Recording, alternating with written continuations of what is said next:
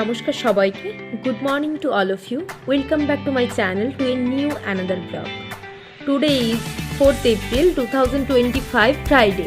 আর আজকে আমার সবথেকে খুশির দিন, কারণ আজকে আমরা সবাই মিলে বেড়াতে যাচ্ছি, যার জন্য আমাদের কলেজ আজকে ছুটি আছে, কারণ কলেজ থেকেই ট্যুরটা হচ্ছে। তাই সকাল থেকে উঠে এক কাপ গ্রিন টি, তার সঙ্গে এরকম একটা সুন্দর ভিউ।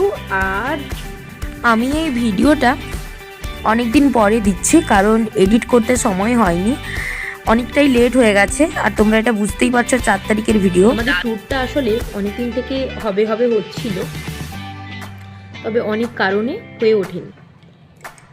তার কারণ হচ্ছে এতজনের নিয়ে ট্যুর, তো ওইটার জন্য হয়ে ওঠেনি। লাস্ট অবধি আজকে ফাইনাল হয়েছে। আজকে ডেটেই আমরা কলেজ থেকেই ট্যুরে যাচ্ছি। স্টুডেন্ট সব প্লাস টিচারদের ম্যান্ডেটরি, কারণ আমরা এই গরমের জন্যই যাবো না বলেছিলাম, তবে টিচারদেরও ম্যান্ডেটরি করেছেন কলেজ থেকে সেক্রেটারি স্যার। তাই টিচারদের সবাইকে যেতে হবে, তার সঙ্গে স্টুডেন্টরাও যাচ্ছে। খুবই মজা হবে, আর প্রত্যেকটা জিনিস আমি তোমাদের সঙ্গে সবার সঙ্গে শেয়ার করব। তোমরা অবশ্যই ব্লগটা দেখতে থাকো। গল্প করতে করতে আমার গ্রিন টি খাওয়া সকাল থেকে হয়ে গেল। এরপর আমি একটু এক্সারসাইজ করব। এক্সারসাইজ করার পরে স্নান করে তারপর করে ঝটপট করে রেডি হয়ে সোজা বেরিয়ে যাব একটু ঠাকুরকে পুজো দিতে। পুজোটা দিতে যাব আমি চণ্ডীবুড়িতে। চণ্ডীবুড়ি বলতে আমি আগে ওখানে মেসে থাকতাম। আর চণ্ডীবুড়িটা হচ্ছে ডেবরা থেকে টোল গেটের দিকে যেতে পড়ে। টোল বলতে ডেবরা থেকে খড়গপুর লাইনে যেতে পড়ে। এতটা বেশি দূর যেতে হবে না, মানে ডেবরা থেকে ওই 1 কিলোমিটার খড়গপুর লাইনে গেলেই চণ্ডীবুড়ি মন্দির রয়েছে, ওখানে যাব পুজো দিতে। আর এই চায়ের কাপ নিয়ে এরকম একটা সবুজের ঘেরা একদম একটা খুব সুন্দর একটা ভিউ নিয়ে একটা আমি রিলস বানিয়েছিলাম। আমার ইনস্টাগ্রাম পেজে ওই রিলসটা দেওয়া আছে, তোমরা চাইলে খুব দেখতে পারো। আর ভাবলাম যে একটু নতুন কিছু ট্রাই করা যাক, যার জন্য এরকম রিলস ট্রাই করছিলাম। আমি খুব একটা রিলস বানাই না, তবে মাঝে মধ্যে করতে খুব ভালো লাগে যদি টাইম থাকে। তো আমরা ফিরবো, শনিবার থাকবো, রবিবার থাকবো, সোমবার ফিরবো। তো খুব লং জার্নি না হলেও মোটামুটি লং জিনিসপত্র নিতে হবে। আর যেহেতু আমরা সি সাইডে যাচ্ছি, তাই জামা কাপড়ও এক্সট্রা নিয়ে রাখতে হবে, কারণ কখন কি জলে হয়তো ভেজাভিজি হলো বা কিছু। আর জগন্নাথ মন্দিরে তো অবশ্যই যাচ্ছি, সেটাও তোমাদের সঙ্গে আমি শেয়ার করবো। বাজে সকাল 10টা। যেহেতু বেড়াতে যাচ্ছি, তাই ভাবলাম বেড়াতে যাওয়ার আগে একবার পুজো দিয়ে আসি। ওই জন্যই স্নান করে ভালোভাবে একদম ফ্রেশ হয়ে রেডি হয়ে গেছি পুজো দিতে যাওয়ার জন্য। চলো তাহলে যাওয়া যাক। চণ্ডীবুড়ি মন্দিরে আমি আজ 4 বছর চণ্ডীবুড়ি মন্দিরের কাছেই থেকে এসেছি, 2019 থেকে 2023 অবধি। সেই মন্দির সবসময় খোলা।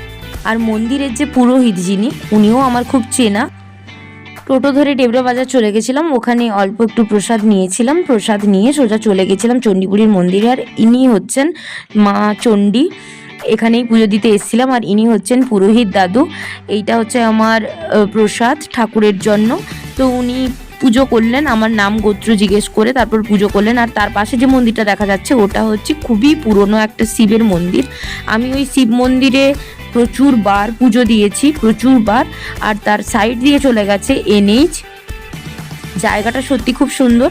আর NH-এর সাইড দিয়ে যতজনই যায়, বেশিরভাগ মানুষই টাকা পয়সা দিয়ে যত পারেন টাকা পয়সা ছুঁড়ে দিয়ে যান ঠাকুরের উদ্দেশ্যে। আবার অনেক অনেক মানুষ এখানে গাড়ি থামিয়ে তারপর প্রণাম করতে আসে। আমি এতদিন থেকে এসেছি একদমই এই চণ্ডী মন্দিরের পাশে, মানে চণ্ডী মন্দিরের ঘন্টি বাজলে আমার ঘুম ভেঙে যেত, এরকম একটা অবস্থা। আর তার পাশে দেখা যাচ্ছে একটা হনুমান মন্দির রয়েছে।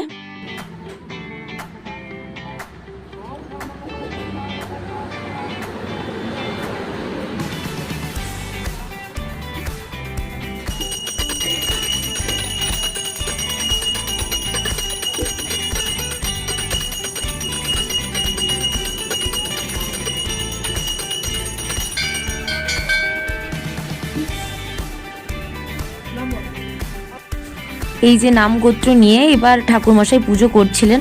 আর আমি প্রথম থেকেই 2019 সালে আমার ডেবরা আসা, তবে থেকে আমি শুনে আসছি মা চণ্ডী খুবই জাগ্রত। অনেকেই অনেক মানত রেখেছে, মানত ফিল আপও হয়েছে তার, এসে ওই জন্য পুজো দিয়ে গেছে। আর তারপরে অনেকে গাড়ি নিয়ে আসে গাড়ি পুজো করার জন্য নতুন।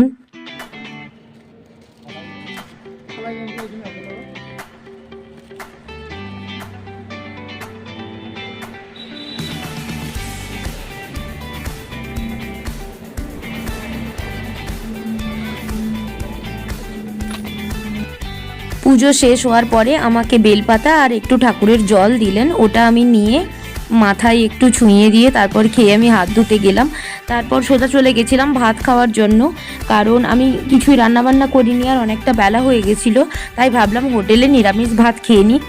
আর যারা আমার ব্লগ রেগুলার দেখো তারা ভালোভাবেই জানো আমি কোন হোটেলে খাই।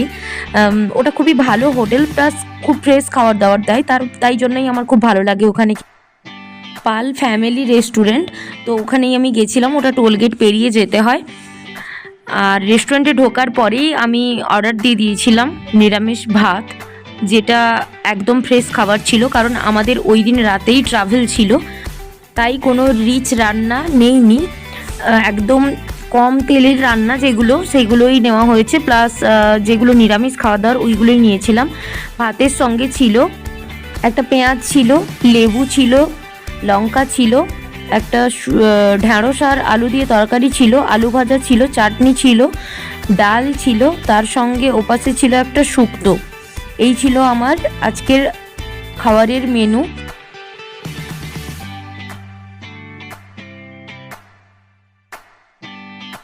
খাওয়া দাওয়া করে বেরিয়েই দেখলাম বাগানে ফুল ফুটেছে, আর এই বাগানটা হচ্ছে ওই পাল রেস্টুরেন্টের মধ্যেই রয়েছে একটা সাইডে।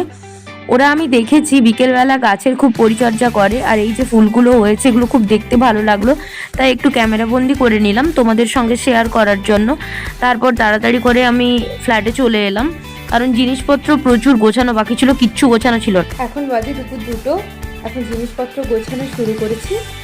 প্যাকিংটা এই শুরু করব, মানে কাল থেকে বলছি শুরু করব, কিন্তু কাজের এত চাপ আর করা হয়ে ওঠেনি, তাই এক্ষুনি প্যাকিং শুরু করব। জিনিসপত্র সব বেডের ওপরে একদম ছড়াছড়ি করে রেখে, তোমার বেডের অবস্থা পুরো একদম জিনিসপত্র সব একদম ছড়িয়ে ছিটিয়ে রয়েছে চারদিকে। পুরী মন্দির যেদিন আমরা ঘুরতে যাব সেদিন এই চুড়িদারটা পরবো, এইটা নিয়েছি, কারণ পুরী মন্দিরে শর্ট ড্রেস তো পরে ঢুকতে দেয় না, তাই। আর এই দুটো টি শার্ট নিচ্ছি যেগুলো নতুন, আর এটা হচ্ছে শর্ট প্যান্ট। এই বেড কভারটা নিচ্ছি। আমি হয়ে গেছি পুরোপুরি রেডি পুরী যাওয়ার জন্য। এবার যাব আমাদের কলেজ, এখান থেকে তেমাথানি, কলেজ থেকে ওই রাত্রি 8:30 বা 9টা নাগাদ বাস ছাড়া হবে। এটা হচ্ছে আমার ফুল লুক। আমি একটু সুতির জিনিস পরারই চেষ্টা করেছি, কারণ পুরো সারা রাত আমাদেরকে আজকে বাসে বসে যেতে হবে, তো যাতে একটু কমফোর্টেবল ফিল হয় তার জন্যই আমি এরকম একটা জামা পরেছি। কেমন লাগছে আমায় জানিও অবশ্যই। আর এখনকার মতো চলো টাটা, যাওয়া যাক তাহলে, পুরীর উদ্দেশ্যে রওনা দেওয়া যাক, চলো। এরপর বাসে করে তেমাথানি এসে তেমাথানি থেকে আবার টোটো ধরে সোজা কলেজ পৌঁছে গেলাম। কলেজ পৌঁছে যখন দেখি অনেকগুলো স্টুডেন্ট পৌঁছে গেছে, কিন্তু আমাদের টিচারের অনেকেই আসেনি, তো টিচাররা একজন একজন করে আস্তে আস্তে এসছিলেন। আর আমাদের স্টুডেন্টদের কিছু ফর্মালিটিস আছে যেগুলো আমাদের ফিল আপ করতে হয়েছিল, মানে কিছু ফর্মালিটিসগুলো ওগুলো করতে হয়েছিল, তো আমরা শুরু করে দিই। এরপর এই যে আমরা ফর্মালিটিস সব কমপ্লিট করে রাত্রি ওই 8:30 নাগাদ আমরা সোজা একদম বাসের উদ্দেশ্যে রওনা দিয়েছিলাম। আর যে এজেন্সিকে আমরা বুক করেছিলাম ওই দিনই আমাদেরকে তেমাথানি থেকে ডিনার কমপ্লিট করিয়ে তারপরে নিয়ে গেছিলো। আমরা এই ভলভো বাসটাতে গেছিলাম। এবার কিছু স্টুডেন্ট আবদার করছিল ম্যাডাম একটা ফটো তুলে দিন, ম্যাডাম একটা ফটো তুলে দিন, তাই ওদেরই একটা ফটো তুলছিলাম আর তার সঙ্গে একটু ভিডিও ক্লিপ নিয়ে নিয়েছিলাম। আর এই ভলভো বাসটা গেছিলো, এই ভলভো বাসটা ছিল আমাদের 3 দিনের সঙ্গী। এইটা ছিল বাসের পুরো অবস্থা। আর টিচাররা আমরা মাঝেও কিছুজন বসেছিলেন, আমরা বসেছিলাম পেছনে। বাসের লাস্টের দিকে বসলেই পুরো বাসটাকে লক্ষ্য রাখা যায়, তাই জন্য বসতে হয়েছিল বেশিরভাগ টিচারকেই বাসের পেছনে। এরপর আমরা আস্তে আস্তে করে বেলদা হয়ে সোজা আমরা বেরিয়ে গেছিলাম উড়িষ্যার দিকে, মানে পুরীর উদ্দেশ্যে রওনা দিয়েছিলাম। আর আজকের ভিডিওটা আমি এখানেই শেষ করলাম, কারণ অনেকটাই লং হয়ে গেছে আর আমি লং করব না।